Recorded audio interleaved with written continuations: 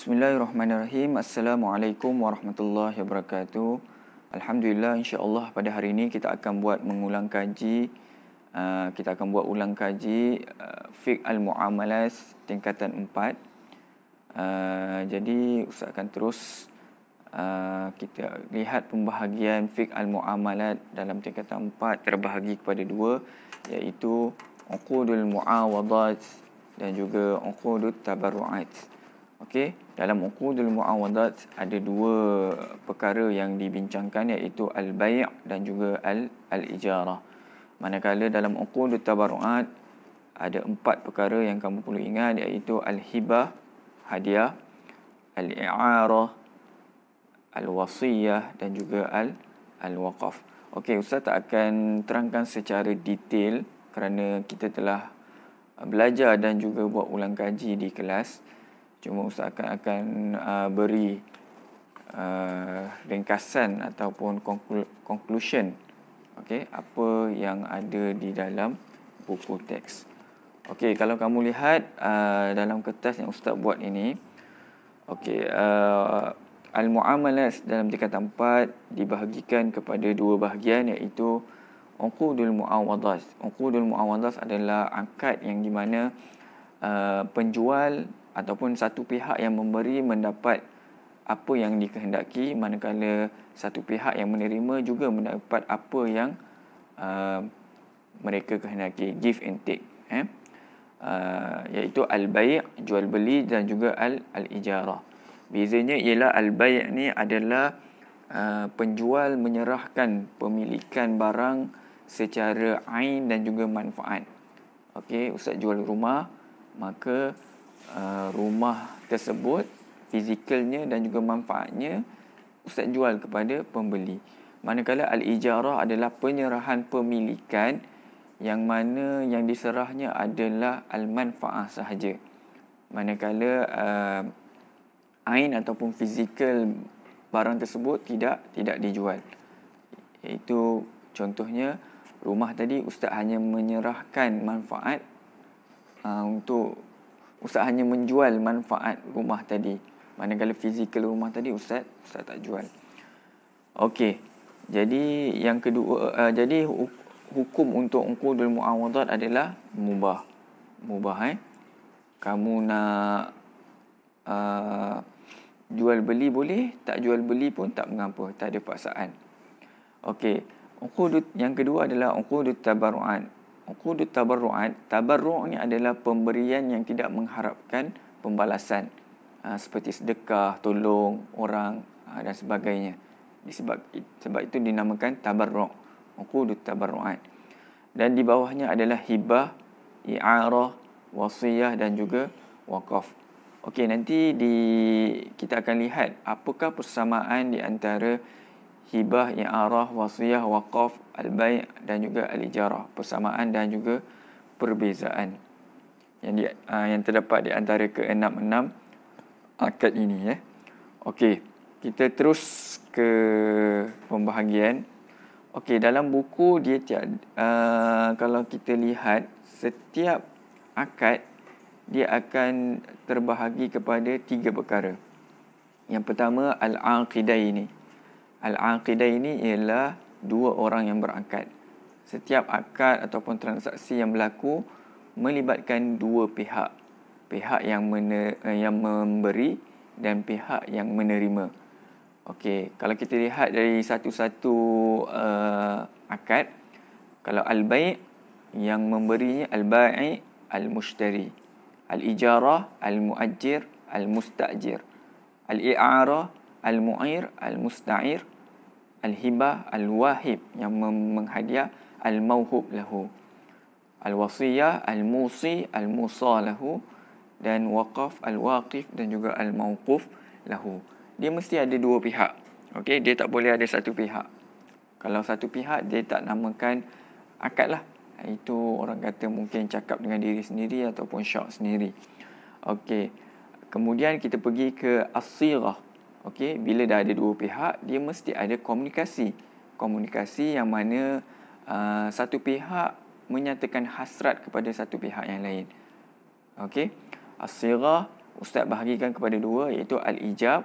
Ijab ni untuk orang yang memberi, al-qabul orang yang menerima. Dan dalam ijab qabul ni ada dua perkara yang sering bersangkut paut, iaitu al-lafzu dan juga at-tatabu'. Al-lafzu adalah lafaz, at-tatabu' mestilah berturutan. Maksudnya akad tu mesti saya jual, saya beli. Okey, kalau kamu lihat al-bai', dia mesti ada lafaz dan juga berturutan. Kalau ada lafaz sahaja, berturutan tak ada, tak sah.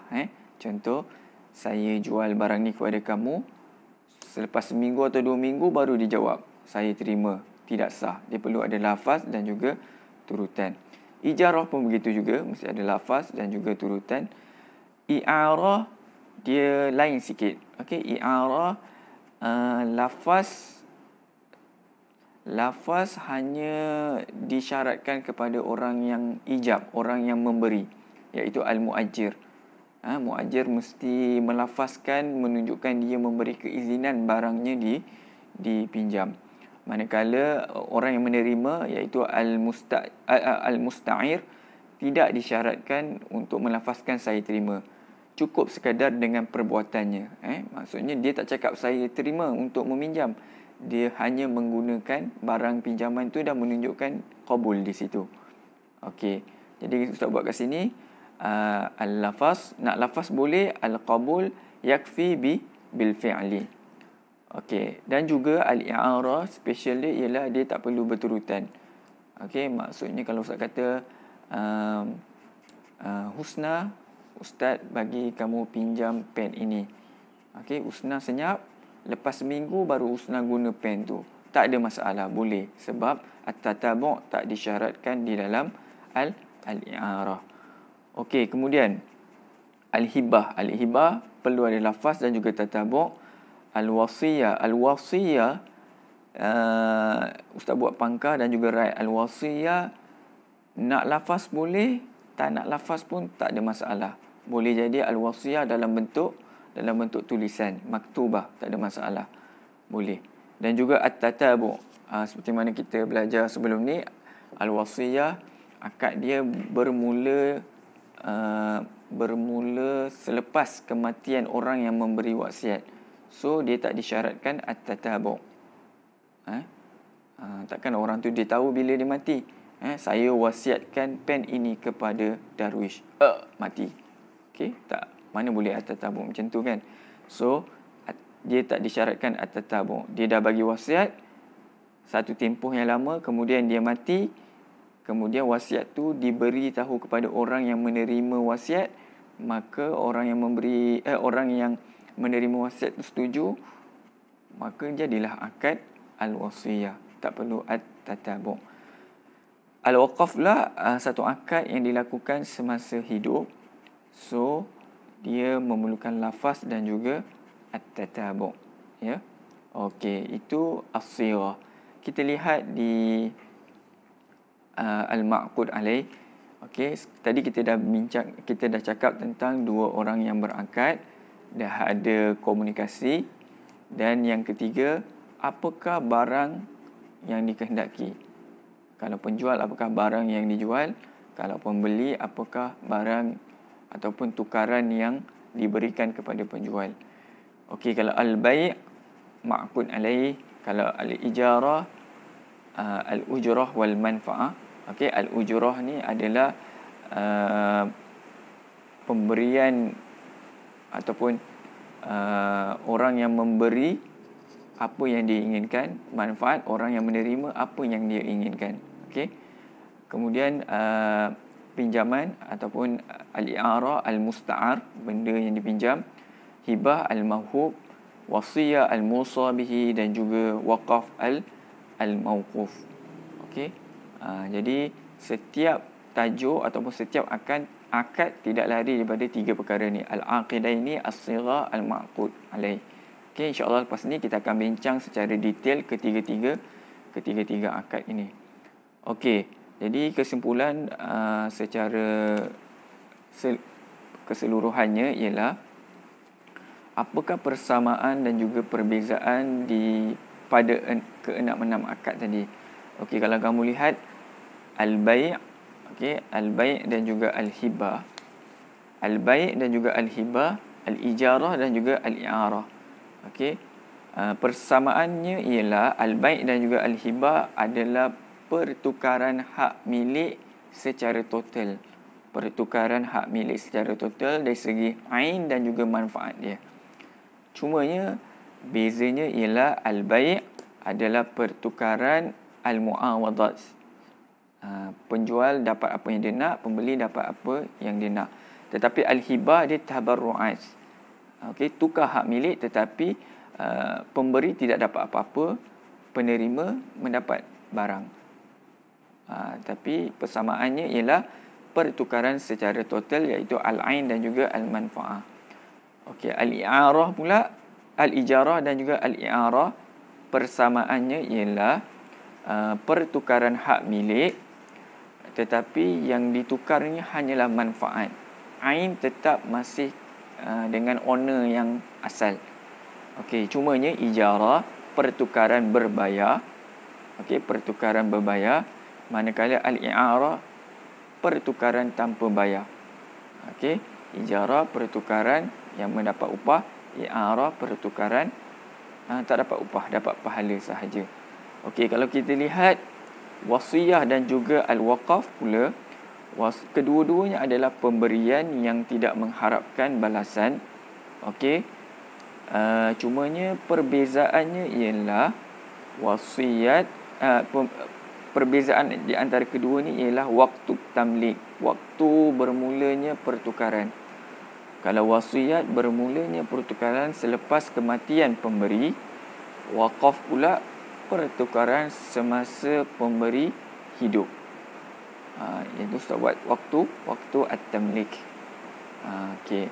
Kemudian kita lihat apa perbezaan di antara ke-6 tu dari sudut kekalnya al-ain ataupun barang tersebut. Okey. Kalau kamu lihat ijarah, i'arah dan juga al-waqaf, barang yang diberikan tu mestilah barang yang mustamir intifa'u bihi, boleh dimanfaatkan berulang-ulang kali. Maknanya barang tadi kekal fizikalnya. Tak boleh kamu buat ijarah, contoh buah pisang, nak sewakan buah pisang, tak boleh. Begitu juga i'arah dan juga al-waqaf. Tetapi kalau al-bai', al-hibah dan juga al-wasiyah la yashtaritu baqa'ul ain. Maksudnya kamu nak beri barang yang kekal boleh, barang yang tak kekal pun boleh, tak ada masalah. Ini dari sudut baqa'ul ain. Okey, itu saja. Lepas ni kita akan masuk secara detail al-aqidah ini as-sighah al-ma'qud alaih.